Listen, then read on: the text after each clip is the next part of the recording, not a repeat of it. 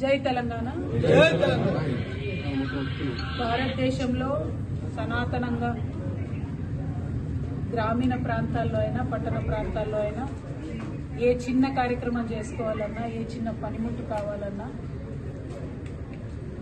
ఒక పొలం దున్నాలన్నా, ఒక వంట వండాలన్నా, ఒక కుండలో నీళ్లు తెచ్చుకోవాలన్నా, ఏ చిన్న అంశం ఎక్కడ జరగాలన్నా విశ్వబ్రాహ్మణులు లేనటువంటి సమాజం పురోగతి చెందనిదని మనందరూ కూడా తెలుసు. విశ్వబ్రాహ్మణులు ఉండి, ఒక వడ్రంగి తమ్ముడు ఉండి, ఒక వడ్రంగి అన్న ఉండి, ఒక చక్రం చేస్తేనే తర్వాత ఆ చక్రం బండికైనా ఆ చక్రం అనేక ప్రగతి సాధించడానికి మనకు దోహదపడినటువంటి విషయం మనందరికీ తెలుసు. అదేవిధంగా ఒక కమ్మరి లేకపోతే అసలు రాజ్యాలు రాళ్ళు ఉండేవాళ్ళు లేరు అనేటటువంటి అనుమానం ఇప్పటిదాకా వస్తుంది. అదేవిధంగా శిల్పులు మన భారతదేశంలో ఉండేటటువంటి ఇన్ని పెద్ద ఆలయాలు, ప్రత్యేకించి మన సౌత్ ఇండియాలో ఉండేటటువంటి అద్భుతమైనటువంటి ఆలయాలు, ఒక ఆధ్యాత్మికతను, ఒక ధార్మికతను మన భారతదేశంలో ఇంకా బతికించి ఉన్నదంటే శిల్పులే. ఎందుకంటే ఎంత చెప్పింది వేరుంటుంది, ఒక ప్రతిమను చూసింది వేరు. ప్రతిమను చూసి చేసేటటువంటి ఆరాధన, ప్రతిమను చూసి ఆలోచన చేసేటటువంటి విధానం సంపూర్ణంగా మారిపోయేటటువంటి ఆస్కారం. అందుకే ఇప్పటికి కూడా పెద్ద పెద్ద నాయకులందరూ కూడా విగ్రహాలు పెట్టించుకుంటూ ఉంటారు. ఎందుకంటే చూసే ప్రతిమకు ఉండేటటువంటి ఎఫెక్టు చాలా పెద్దగా ఉంటుంది. అదేవిధంగా మన మొత్తం పంచదాయులుగా చెప్పబడేటటువంటి విశ్వబ్రహ్మాండ ప్రతి ఒక్క పని వారు చేసేటటువంటిది వారి సమాజానికి, సమాజ పురోగతికి సంబంధించినటువంటి అంశం. ముఖ్యంగా మా అవసలి సోదరులు వాళ్ళు చేసే మెట్టలు, వాళ్ళు చేసే మంగళసూత్రం, మేమందరం ఆడబిడ్డలం కూడా చాలా చాలా పవిత్రంగా, మా ప్రాణం కన్నా ఎక్కువ కూడా ప్రేమించేటటువంటి అంశాలు. సో విశ్వబ్రాహ్మణులకు, ఆడబిడ్డలకు, విశ్వబ్రాహ్మణులకు, మన సమాజానికి ఉండేటటువంటి బంధం చిన్నది కాదు. అన్ఫార్చునేట్లీ మోడర్న్ టైం వచ్చిన తర్వాత, కొత్త కొత్త మెషిన్లు వచ్చిన తర్వాత వాళ్ళు నెలల తరబడి చేసేటటువంటివి గంటలలో, రోజులలో, నిమిషాలలో చేసేటటువంటి పరిస్థితి వచ్చింది. కాబట్టి ఎక్కడికక్కడ కుల వృత్తులు ఈ గ్లోబలైజేషన్ ద్వారా, ప్రపంచీకరణ ద్వారా ధ్వంసమవుతూ వచ్చినాయి. అయితే తెలంగాణ తెచ్చుకున్నప్పుడు మనం అనుకున్నది అదే, మన ఊర్లు మళ్ళా బాగుండాలి, మన కుల వృత్తులు మళ్ళా బాగుండాలి, అందరికి కూడా లాభం జరగాలనేటటువంటి ప్రయత్నం చేసినాం. ఈ 10 సంవత్సరాలలో అనేక మందికి మనము వారి వారి కుల వృత్తులను కాపాడడానికి ఎంతో ప్రయత్నం చేసినప్పటికీ కొంత విశ్వబ్రాహ్మణులు చివరి వరుసలో ఉండిపోయిన వాళ్ళకు ఫలాలు అందలేదనేటటువంటి బాధ వాళ్ళకున్నది. నేను ఇది 1 సంవత్సరం క్రితం కూడా చెప్పినాము. ఎక్కడ బీసీ బంధు తీసుకున్నా పట్టుమని ఒకరికో ఇద్దరికో కూడా గ్రామాలలో విశ్వబ్రాహ్మణులకు అందినటువంటి పరిస్థితి లేదు. ఇవన్నీ కూడా చూస్తూ వచ్చినాం. వారిని ఎంపవర్ చేయాలి, వారికి కొంత సాధికారత ఇవ్వాలి, మారుతున్నటువంటి కాలంలో వారికి స్వావలంబన ఇవ్వాలనేటటువంటి ఆశయం మనస్ఫూర్తిగా ఉంది. కాబట్టే ఇవాళ పోతులూరు వీరబ్రహ్మేంద్ర స్వామి వారి ఆలయానికి రామడుగుకి రావడం జరిగింది. మరి రామడుగు అనేటటువంటి పేరే అత్యంత పవిత్రంగా, అద్భుతంగా ఉంటుంది.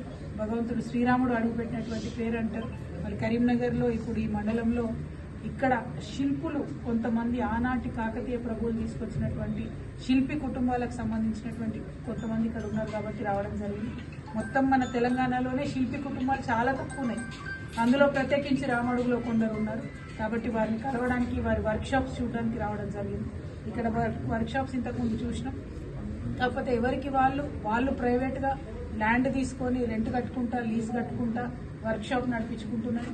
కేంద్ర ప్రభుత్వాలైనా, రాష్ట్ర ప్రభుత్వాలైనా ఎన్నడూ కూడా పట్టుమని 1 రూపాయి కానీ, ఒక పనిముట్టు కానీ ఇచ్చినటువంటి పరిస్థితి, దాఖలాలు కనబడలేదు.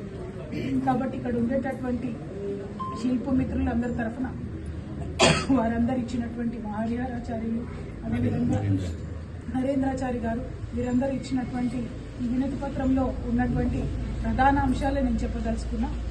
ముఖ్యంగా ఆంధ్రప్రదేశ్లో నెల్లూరు దగ్గర నుంచి కృష్ణశిల తీసుకొని వస్తారు. కాబట్టి ఇప్పుడు ఆంధ్ర తెలంగాణ విడిపోయిన తర్వాత ఆ శిల తీసుకొని వచ్చేటప్పుడు బార్డర్ దగ్గర వాళ్ళకి ఇబ్బంది అవుతూ ఉంది. ఆ బార్డర్ ట్యాక్స్ లేకుండా, బార్డర్లో ఇబ్బంది లేకుండా ఆ శిల్పులు రాయి తెచ్చుకునేటటువంటి సత్వర పరిష్కారం చూపించాల్సినటువంటి బాధ్యత మొట్టమొదట ప్రభుత్వాల మీద ఉన్నది. దానికోసం తప్పకుండా జాగృతి తరఫున మేము ప్రయత్నం చేస్తామని ఈ సందర్భంగా తెలియజేస్తా ఉన్నాం. రెండవది, మనకు ఉన్నటువంటి కొన్ని శిల్పి కుటుంబాలు చాలా కొన్ని ఉన్నాయి కాబట్టి వారికి, వారి పిల్లలు లేకపోతే వారు కొంతమంది గ్రూప్గా మళ్ళీ ఒక కర్మాగారం పెట్టుకోవాలనుకునేటటువంటి సందర్భంలో తప్పకుండా ప్రభుత్వాలు భూమి లీజుకి ఇవ్వాలని చెప్పి, ఫ్రీగా లీజుకి ఇవ్వాలని చెప్పి నేను డిమాండ్ చేస్తూ ఉన్నాను. అట్లానే పనిముట్లకు సంబంధించి కూడా వారికి సబ్సిడీ ఇవ్వాలి, అవకాశం ఉంటే ఉచితంగా ఇవ్వాలి. ఎందుకంటే ఎక్కువ సంఖ్యలో లేవు, తక్కువ ఉన్నాయి. కానీ ఇవాళ మీరు చూస్తున్నారు, ఏ ఊరు చూసినా అక్కడ ఒక గుడి నిర్మాణం అవుతుంది, ఏ ఊరు చూసినా అక్కడ ఒక ఏ వాడకట్లైనా గుడి నిర్మాణం అవుతుంది. కానీ మనం ఒకవేళ శిల్పులను సపోర్ట్ చేయకపోతే మళ్ళీ ఏ తమిళనాడు నుంచో కేరళ నుంచో ఈ శిల్పులను తెచ్చుకొని పని చేసుకోవాలి తప్పితే మన తెలంగాణలో మాత్రం ఎవరు మిగిలే పరిస్థితి కనబడ్డం లేదు.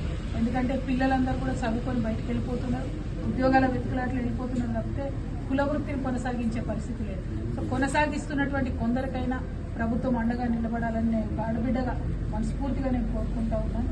దానికోసం తప్పకుండా నా వంతు సహకారం అందిస్తానని చెప్పి నేను కోరుతా ఉన్నాను. మరి ఇవాళ ఇక్కడ ఉన్నటువంటి బ్రహ్మం గారి టెంపుల్ కూడా ఆనాడు ఒక 80-85 సంవత్సరాలని చెప్తా ఉన్నాను. చాలా పవిత్రమైనటువంటి ఫీలింగ్ ఉంది ఇక్కడ రాగానే, అద్భుతంగా ఉన్నది. మరి ఇట్లాంటి కుల వృత్తులకు సపోర్ట్గా ఇదివరకు తెలంగాణలో మనము మన రజకులకు అట్లానే నాయి బ్రాహ్మణులకు ఫ్రీ కరెంట్ ఇచ్చుకున్నాం. శిల్పులకు వారు చేసేటటువంటి కార్ఖానాలకు కూడా ఫ్రీ కరెంట్ ఇచ్చుకుంటే బాగుంటుందని ఒక ఆలోచన ఉన్నది. వాళ్ళు చేసేటటువంటి పని ప్రత్యక్షంగా దగ్గరుండి నేను చూసిన, మొత్తం దుమ్ములేస్తున్నారు. అంటే 50 సంవత్సరాల తర్వాత వాళ్ళు శ్వాస తీసుకోవడం కానీ రకరకాల ఇబ్బందులు వస్తాయి. కాబట్టి వారికి 50 ఇయర్స్ దాటిన తర్వాత శిల్పులను కళాకారులుగా గుర్తించి పెన్షన్ ఇవ్వాలని నేను ప్రపోజ్ చేస్తూ ఉన్నాను. ఎందుకంటే వాళ్ళు నార్మల్ మనుషులు కాదు, ఆర్టిస్టులుగానే పరిగణించాలనేటటువంటి ఆలోచన నాకుంది. అట్లయితే పెన్షన్ కూడా కొంచెం ఎక్కువ వచ్చే ఆస్కారం ఉంటుంది, ప్రభుత్వాలకు కూడా సులువు అవుతుందని చెప్పి నేను భావిస్తూ ఉన్నాను. ఆల్మోస్ట్ నేను అన్ని అంశాలను కూడా దగ్గరగా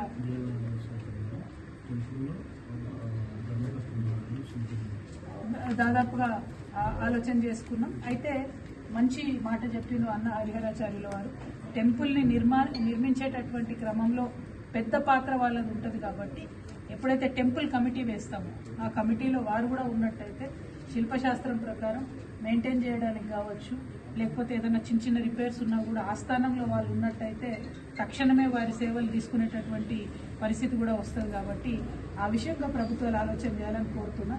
నాకు అన్నిటికన్నా పెద్ద భయం ఏంటంటే పక్క రాష్ట్రాల నుంచి వచ్చి వీళ్ళు పని చేయడం మొదలు పెడతారు వేరే వాళ్ళు అన్నది నాకున్న భయం.